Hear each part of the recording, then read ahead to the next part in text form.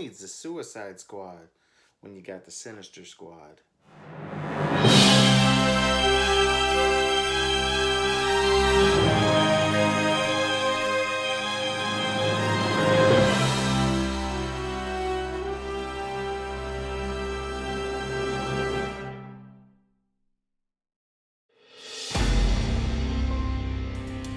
You sure our boy's gonna show? Careful, Piper. Give it to me. Now! It's through the looking glass, V. Rumpelstiltskin. There's nasty business afoot this evening. Death's messenger. Oh, they're coming.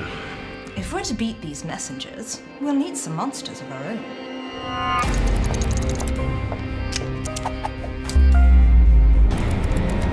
But someone has to stop death. There's something out there that scares you more than me. One down. Now we let the monsters out.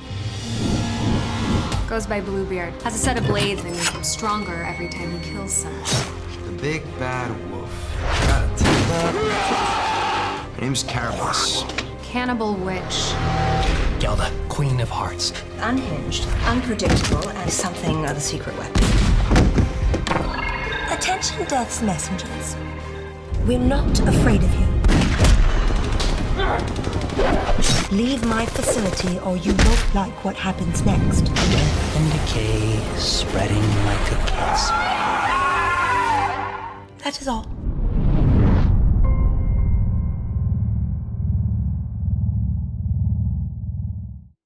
What's up, Universe, and welcome back to the web's first must-see comic and nerd culture show. Welcome to Comic Universe.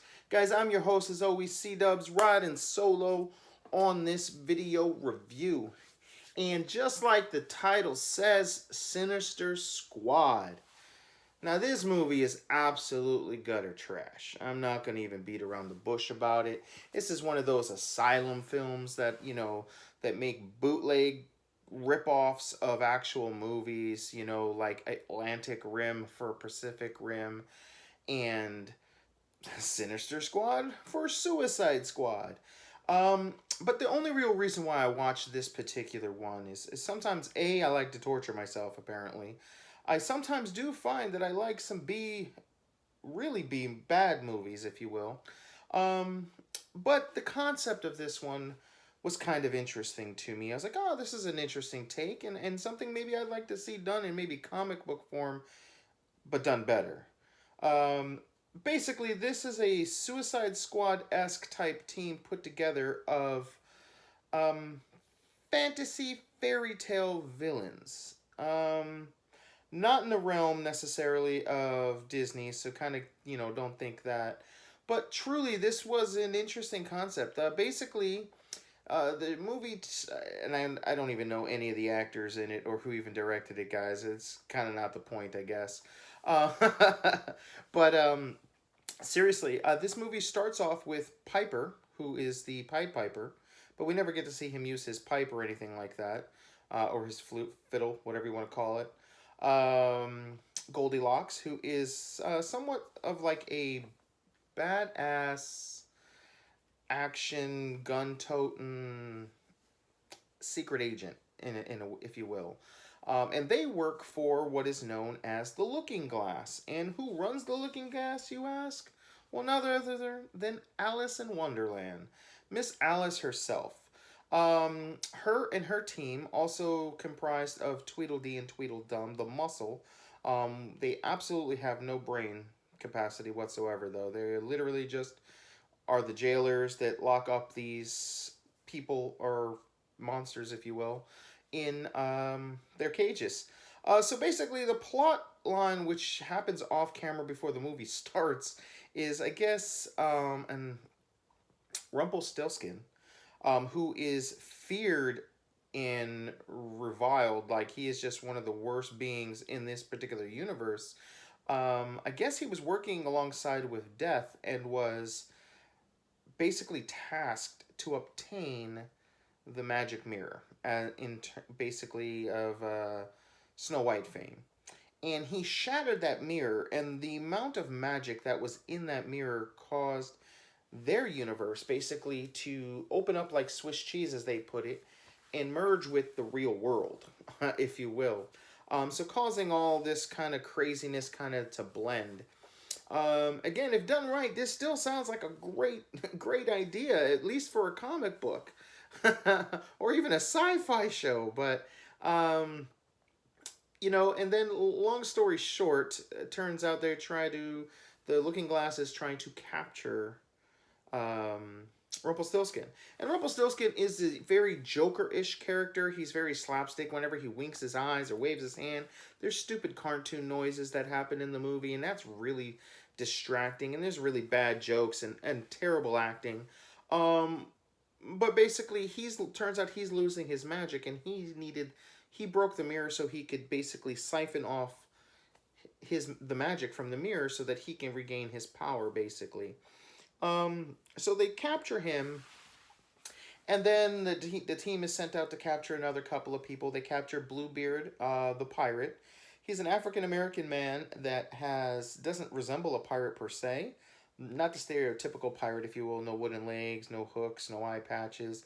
Does have a gold tooth and has some, twists in his beard. The beard is slightly blue, so I'll give him that. And he did wear like a blue, outfit, if you will. But he carries around these big Bowie knives, and basically, whenever he kills someone, he obtains their soul in the blade, causing him to be stronger. Don't remember that in the fairy tale, or even in the realistic, tales of Bluebeard or Blackbeard or any pirate, to be honest with you. But basically, it gives him extra strength, and he basically is really known for only killing and slaying women.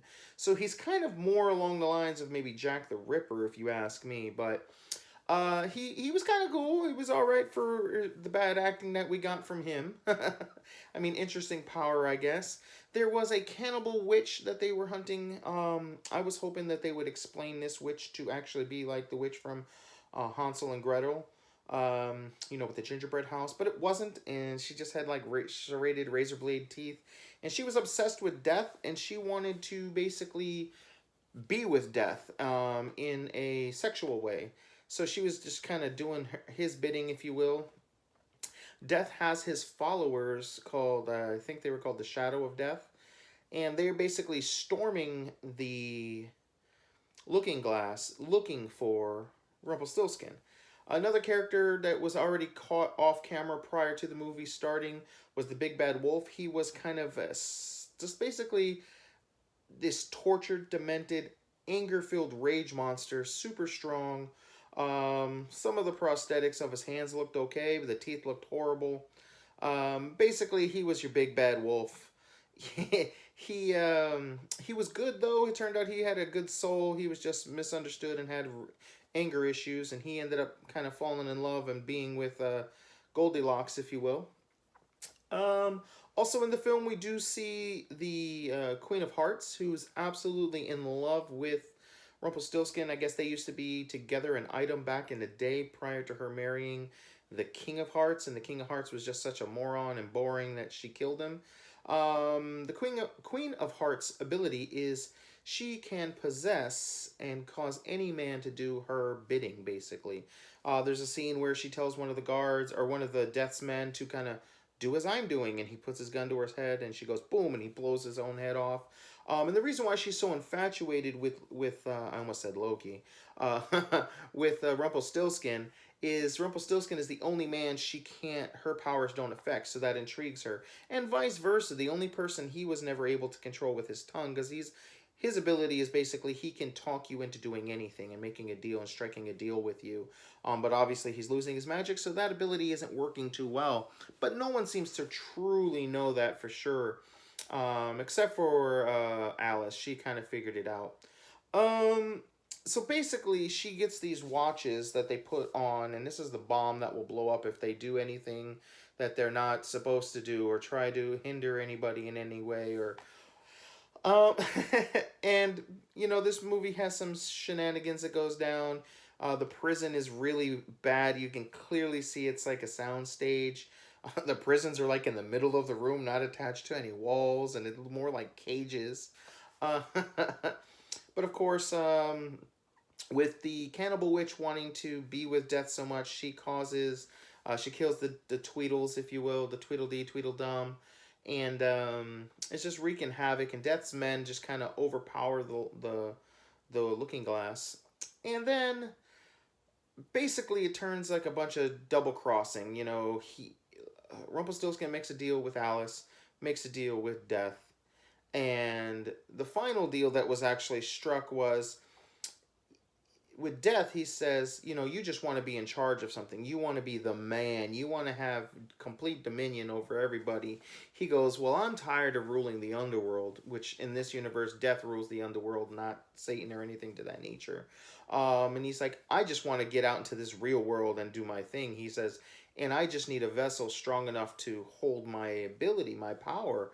And he's like, Rumpelstiltskin's is the only body that he can withstand. So basically, throughout the movie, whenever one of Death's men dies, whether they kill themselves or are killed in battle, he can kind of possess them and talk through them. But their bodies can't contain it, so eventually they turn to ash, which looks really bad when they kind of disintegrate. It's definitely not Avengers Infinity War quality, if you will.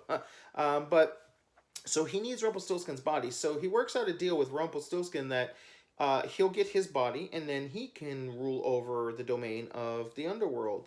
And Rumpelstiltskin loves this idea. He's like, yeah, absolutely. I mean, these guys will have to do everything I say. But long story short, he sparks a deal with Alice to basically kill him in the middle of the handshake. This way, Death would be kind of has no body to go to. And when Rumpel dies, he'll get to go to the underworld and rule it. That's the big climax of the film. This was a film I'm sure nobody cared that I had any spoiler warnings for. But guys, this concept got me thinking of some awesome fan fiction that could be made from this. Or maybe, you know, actual real comic books, if you will. Or story of, you know, whether it be novel villains, you know, somewhat similar to like League of Extraordinary Gentlemen. And or sticking with the fantasy motif of actual villains being used in some sort of sinister squad, if you will. Or even in the DC universe, you know, Amanda Waller's been known to have her, you know, her Task Force X, her Task Force XI, her Task Force XL. So maybe she has this one that she would call the Sinister Squad, which is comprised of the actual real evil bad boys. You know, we're talking like demons and things to that nature. Maybe Dracula or you know, Frankenstein is unfortunately caught up in that whole thing. But actual monsters and things to that nature. You know, and I'm going to talk this over with DPZ, and maybe him and I can come up with some cool, like, fan fiction, maybe do a dream team based off of this film, or even a crossover fan fiction idea, because I really dug the idea. It's just, unfortunately, this movie with these Asylum movies is just so bad. Now, Universe, I want to thank you guys for taking the time to watch this horrible movie review, and don't forget to like and share the video. Subscribe to the channel, of course. Click that bell to be part of the notification squad, guys. And guys, don't forget you can also follow us on Facebook and Twitter. At Comic YOUniverse is obviously going to be the Facebook, but our Twitter handle is a little different. It is Comic YOUHQ. So just, guys, you know, give us a shout out. Follow us there. We're also on Amino. If you're not quite sure what that is like an awesome nerd-centric app. From every type of fandom, from comic books all the way to wrestling, movies, and Japanimation, anime, things to that nature. It kind of covers everything, guys. So check us out there as well. And guys, until next time, we'll see you in the universe.